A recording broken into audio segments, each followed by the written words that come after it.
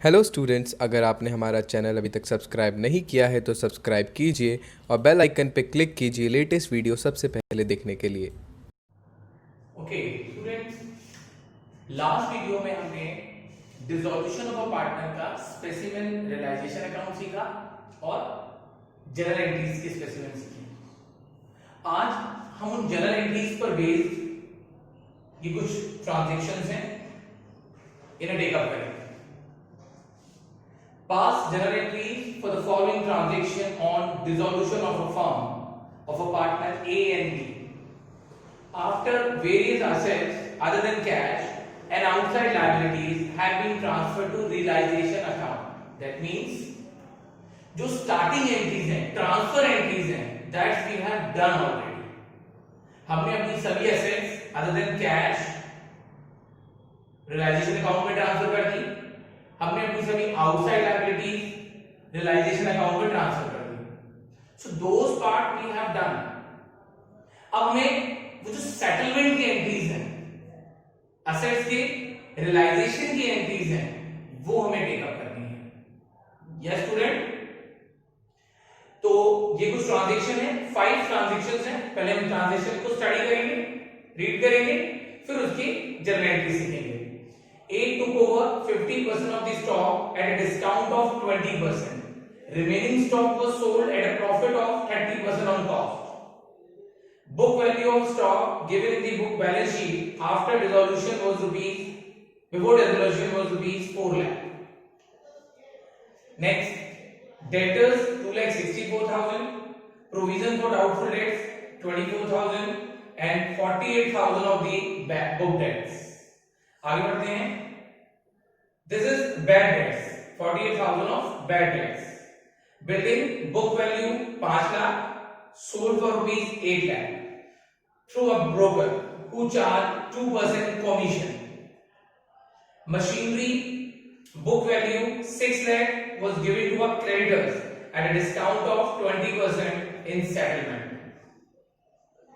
And investment book value rupees 40,000, realization at 150%. तो ये 5 transactions हैं जिसको हम रियलाइजेशन अकाउंट के थ्रू डिस्कस करेंगे। ठीक है,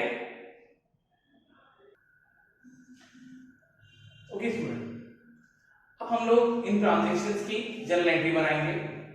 पहले कहा A took over 50% of the stock at a discount of 20%. तो स्टूडेंट्स, अगर किसी असेट कोई असेट्स हमारी पार्टनर टेक ओवर कर लेता है तो उसे हम रियलाइजेशन अकाउंट के क्रेडिट साइड में लिखते हैं। If you remember, last video में हमने जो स्पेसिमेन ऑफ रियलाइजेशन अकाउंट किया था उसमें क्रेडिट साइड में हमने लिखा था बाय पार्टनर्स कैपिटल के नाम से। तो जर्नल एंट्री बनेगी as capital account debit to realization account, क्योंकि ए लेकर जा रहा है as capital account debit to realization. A कितना स्टॉक लेकर जा रहा है स्टूडेंट? 50%। और हमारे टोटल स्टॉक की वैल्यू कितनी है? It is 4 lakh. 4 लाख का 50% दैट मींस 2 लाख। 2 लाख का जो स्टॉक है वो ए ले जा रहा है। अगर ए उसी वैल्यू पे ले जाता तो यहां पर आता 2 लाख 2 लाख, बट यहां लिखा है ए उसे 20% डिस्काउंट पर ले जा रहा है। तो 2 लाख का 20% हो गया 40,000। 40,000 में माइनस कर दिया 2 लाख में से, दैट इज 1,60,000। तो X's capital account debit to realization 160।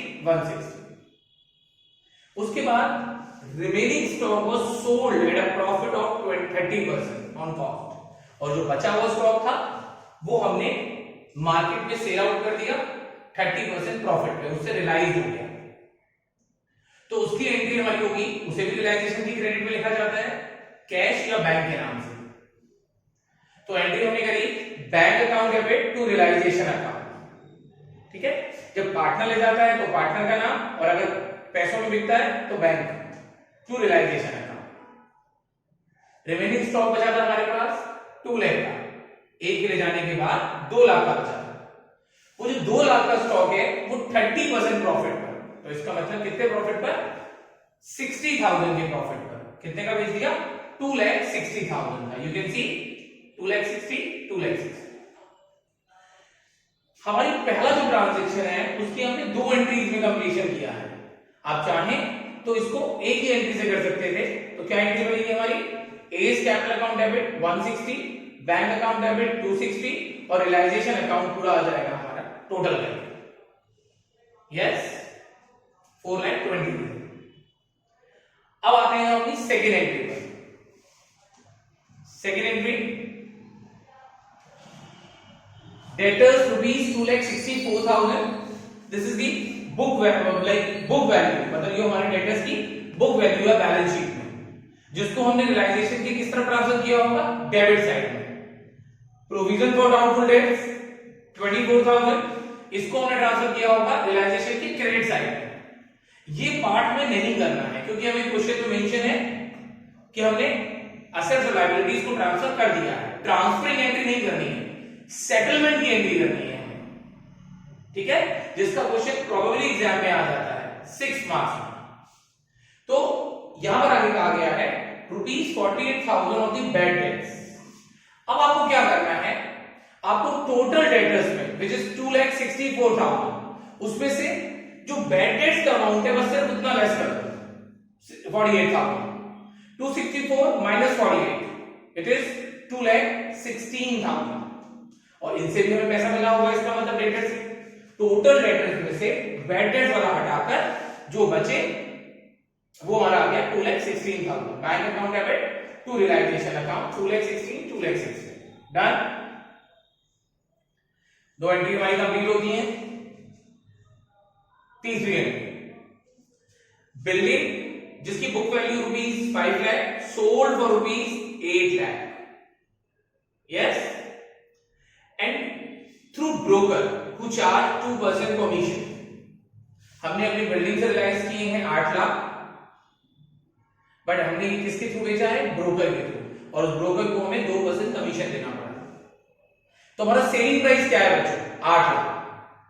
अगर ये ब्रोकर नहीं होता, अगर ये कमीशन नहीं होता, हमारी एंट्री होती bank account debit to realization account, simple 8 lakh 8 lakh. But क्योंकि हमें उस 8 लाख को रिसीव करने में 2% कमीशन देना पड़ा, तो ये कमीशन का अमाउंट उसमें से लेस हो जाएगा सेलिंग प्राइस में से। 8 लाख माइनस 2% 16,000, ये आ गया 7,84,000। यस, 8 लाख में से 2% हमने लेस कर दिया। एंट्री तो सिंपल है, ये रियलाइज की एंट्री यही होती है, bank account debit to realization account 784 784। Next entry है कि हमारी मशीनरी थी जिसकी वैल्यू 6 लाख थी, उसको हमने अपने क्रेडिटर्स, अपनी लायबिलिटीज को सेटलमेंट में दे दिया। बच्चों हमारा कल भी लास्ट वीडियो में डिस्कशन हुआ था कि अगर किसी एसेट्स को अगर हम लायबिलिटीज के पेमेंट के लिए यूज करते हैं तो उसके लिए हमें कोई एंट्री पास नहीं करनी है। That is no journal entry. यहां कोई एंट्री पास नहीं होगी। जब असेट्स का यूज किसी लायबिलिटीज के सेटलमेंट में किया जाता है तो हम कोई एंट्री पास नहीं करते हैं उस केस में। लास्ट इन्वेस्टमेंट जिसकी बुक वैल्यू 40,000 है, realize at 150%। That is easy कि 40,000 को हमने सेल आउट किया 150% पर, या यूं कहें 50% प्रॉफिट पर। तो 40,000 का 150% हो गया 60,000। टोटल 60,000 में हमने उसे सेल कर दिया, मतलब उससे अमाउंट रियलाइज हो गया। एंट्री हो गई bank account debit to realization account 60। किसी भी असेट्स को सेल करने पर असेट्स का नाम कहीं नहीं आया। देख लीजिए, यहां पर इन्वेस्टमेंट का नाम नहीं आया, यहां पर बिल्डिंग का नाम नहीं आया, यहां डेटर्स का नाम नहीं आया और यहां स्टॉक का नाम नहीं आया। जो बच्चे यूजली मिस्टेक करते हैं इन क्वेश्चंस में वो यही करते हैं कि वो असेट्स का नाम ले लेते हैं, bank account debit to investment. That is wrong. आपने सभी असेट्स का अकाउंट रियलाइजेशन में ट्रांसफर करते वक्त क्लोज कर दिया। अब आप किसी भी असेट से जब पैसा आएगा तो एंट्री करेंगे bank account debit to realization account 60,000। Yes, so these are the entries. Okay बच्चों, one more problem regarding this journal entries. एक और क्वेश्चन करेंगे हम जर्नल एंट्रीज के रिगार्डिंग, ठीक है। एक्स और वाई दो पार्टनर हैं जिनका रेशियो है 3:2। द फर्म वाज डिसॉल्व, जो हमारा मेन टॉपिक है, dissolution of a partnership firm. after the transfer of assets other than cash in hand in bank and third party liabilities to the realization account. ये line हमें ये indicate करती है कि हम ट्रांसफरिंग एंट्री कर चुके हैं, जितने भी एसेट्स हैं अदर देन कैश और बैंक हम अपने रियलाइजेशन अकाउंट में ट्रांसफर कर चुके हैं, लायबिलिटीज जो हमारी आउटसाइडर वाली है, थर्ड पार्टी वाली है, ठीक है, उसको हम रियलाइजेशन अकाउंट में ट्रांसफर कर चुके हैं। उसके बाद ये जो ट्रांजैक्शन बच्चों आपको दिए हुए हैं, these transactions are regarding settlement of assets and liabilities। जैसे कि फर्स्ट है furniture of ₹70,000 was sold for ₹68,000 by auction and auctioneer's commission amount to ₹2,000। हमने अपने फर्नीचर को 70,000 के फर्नीचर को 68,000 में सेल आउट कर दिया नीलामी में, और जिसको जो नीलामी वाला एजेंट होता है उसको हमने कमीशन दिया 2,000 रुपए का। X loan amounting to ₹35,000 was paid। Remember partners loan never transfer to realization account, ठीक है, पर हमने लोन का पेमेंट किया है तो उसकी हम एंट्री करेंगे without effecting realization account. Next stock 80,000 का था, Y took over 50% of the stock at a discount of 20%, while remaining stock was sold off at a profit of 30% on cost. Yes. Now a bill receivable of ₹3,000 under discount was dishonored as the acceptor had become insolvent and hence the bill had to be met by the firm. This is very important entry, very important transaction. Okay, याद रखना ये board में आ चुका है कई बार, इस तरह का ट्रांजैक्शन याद रखिएगा, इसे मार्क कर लीजिएगा। Profit and loss account showed a debit balance of ₹56,000 और realization expenses amounted to ₹2,000 which were paid by X. अब हम इन एंट्रीज को की जनरल ट्रांजैक्शन की जनरल एंट्रीज डिस्कस करेंगे one by one. Okay okay, अब इन ट्रांजैक्शंस को हम जनरल एंट्रीज डिस्कस करेंगे। फर्स्ट ट्रांजैक्शन है कि furniture of ₹70,000 was sold for ₹68,000 by auction and auctioneer commission amounted to ₹2,000। that means हमें जो सेलिंग प्राइस मिला वो मिला 66,000। फर्नीचर ऑल्दो सेल आउट तो 68 में हो गया था, अगर ये ऑक्शन कमीशन हमें नहीं देना होता तो हमें 68 पूरे मिल जाते, तब हम एंट्री करते bank account debit to realization account 68। But क्योंकि 2,000 हमें कमीशन भी देना पड़ा जो हमने अपने सेलिंग प्राइस में से दिया होगा, तो अब हमारे पास सेलिंग प्राइस आया 66, एंट्री हो गई bank account debit to realization account 66। Yes,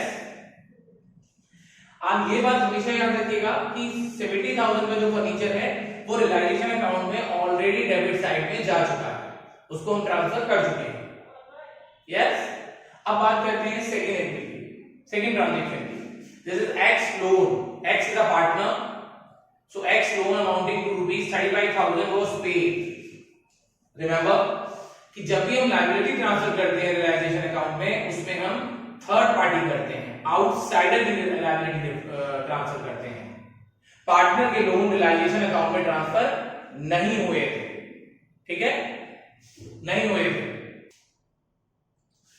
हमने इसको रियलाइजेशन के बाहर पे करना है, रियलाइजेशन अकाउंट से इफेक्टेड नहीं होगा, तो इस लोन एक्स लोन का हमारा अकाउंट क्या होगा, क्रेडिट। ये कहां होगा, लायबिलिटी साइड में होगा। अब इसे जब हम इसे पे करेंगे तो X loan account debit to bank account होगा 35,000, ठीक है। और अगर फर्म ने ये लोन दिया होता है एक्स को तो हमारी एंट्री हो जाती bank account debit to X loan, ठीक है।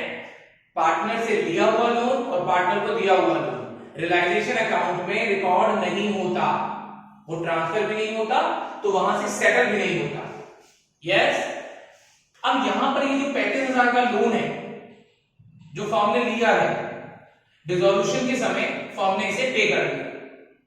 स्टूडेंट, अगर यही लोन हमने 35 की जगह थोड़ा ज्यादा पे किया होता, लाइक हमने 36 पे किया होता, तो वो जो 1,000 जो एक्स्ट्रा 1,000 हम पे करेंगे वो हमें रियलाइजेशन अकाउंट में दिखाने होंगे, ठीक है।